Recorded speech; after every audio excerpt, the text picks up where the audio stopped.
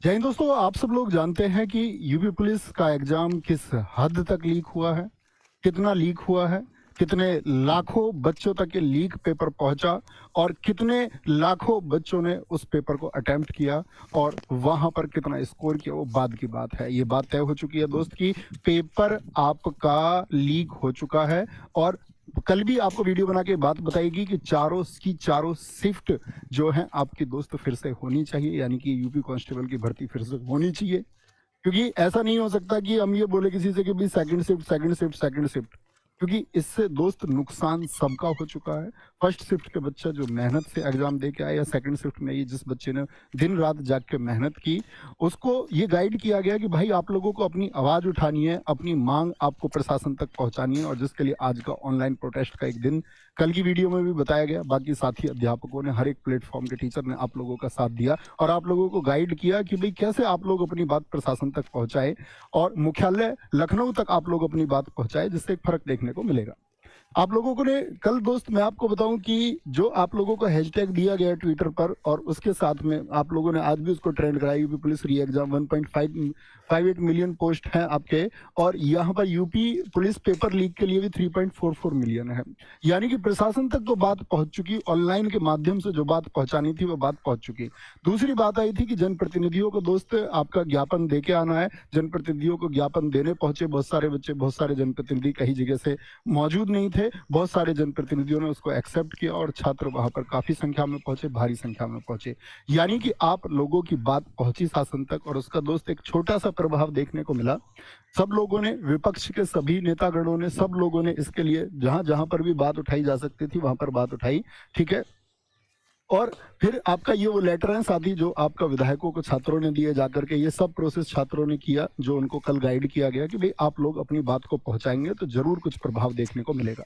तो एक नोटिस आता है, जिस नोटिस का मतलब था यूपी पुलिस भर्ती परीक्षा पेपर लीक को लेकर जांच कमेटी गठित। एक इंटरनल जांच कमेटी की बात आई, लेकिन दोस्त इंटरनल जांच कमेटी से यह तय नहीं हो जाता कि आपकी जो परीक्षा है वो चारों शिफ्ट रद्द हो जाएंगी या आपकी ये जो परीक्षा हुई है ये कैंसिल हो जाएगी। इंटरनल जांच कमेटी का मतलब है कि वो किस तरह की रिपोर्ट देंगे उस पर बिल्कुल आप लोग विश्वास नहीं कर सकते हैं, या उसके बारे में हम कुछ भी कहें तो बेकार होगा, क्योंकि उसका कोई मतलब नहीं है। क्योंकि ये किसी कोर्ट की निगरानी में होने वाली कोई जांच नहीं है, और जांच क्या करेंगे जब लाखों बच्चों तक पेपर पहुंच चुका है।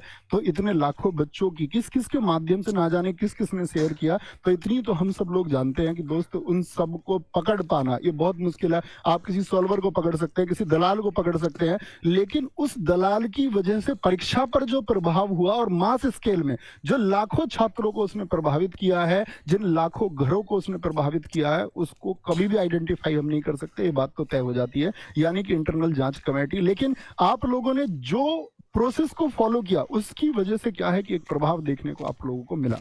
अब बात आती है साथी, इतनी बात तो रही, आज हम लोगों ने आप लोगों के यहाँ बैठ करके सब लोगों ने प्लानिंग की कि भाई हम छात्रों को सिर्फ हम ये बोल दें कि एग्जाम लीक है, एग्जाम लीक है। हम बोले भर्ती परीक्षा दोबारा हो जानी चाहिए। भर्ती परीक्षा सिर्फ हमारे कहने मात्र से दोबारा नहीं हो जाती। आप कितना कहेंगे इस बात मैटर करती है कि भाई कितने मास स्केल पे कितने स्टूडेंट्स इस बात को बोल रहे हैं कि भर्ती ये आपकी जो परीक्षा है दोबारा होनी चाहिए। उस एक बात का अर्थ है कि हम कितनी बड़ी संख्या में, कितनी भारी संख्या में उस बात को कहते हैं। और दोस्त भारी संख्या क्या, इस प्रदेश का हर एक युवा इस बात को जितने दमखम से जहां रख सकता है उतने दमखम से वो उस बात को वहां रख रहा है।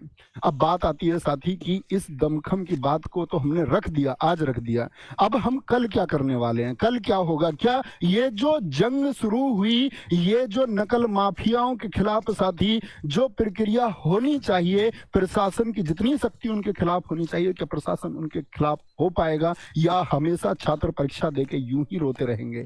क्या किया जाएगा कि भविष्य में इन बच्चों के साथ जो खिलवाड़ होता है वो बार बार ना हो, और आगे प्रशासन भी इस बात को जाने कि बार बार हम बच्चों के साथ खिलवाड़ नहीं कर सकते। इसके लिए सख्ती बरतनी होगी और दोबारा भी परीक्षा होगी, और लीक ना हो इस बात की कोई गारंटी नहीं है। तो ये गारंटी क्या होगी कि एग्जाम दोबारा होगा और निष्पक्ष होगा, बिना किसी चीटिंग के होगा।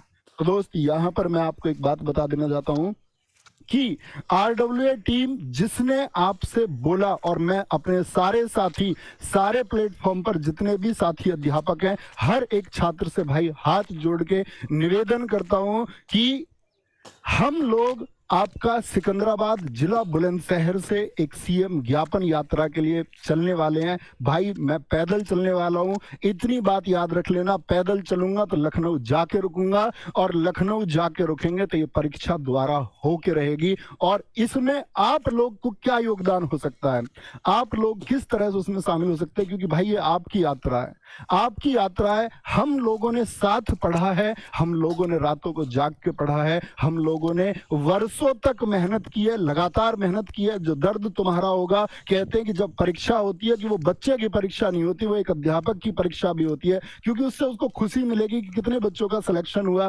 कितने घर हमने रोशन किए। लेकिन जब हमको पता चलता है कि रोशन तो तुम छोड़ो भाई, सिर्फ यहाँ पर एक दर्द के कुछ देखने को नहीं मिलता। एक एक अगर मैं आपसे बात करूं, एक दुखी कहानी के अलावा यहाँ देखने को कुछ नहीं मिलता, आंसुओं के अलावा यहाँ कुछ नहीं मिलता।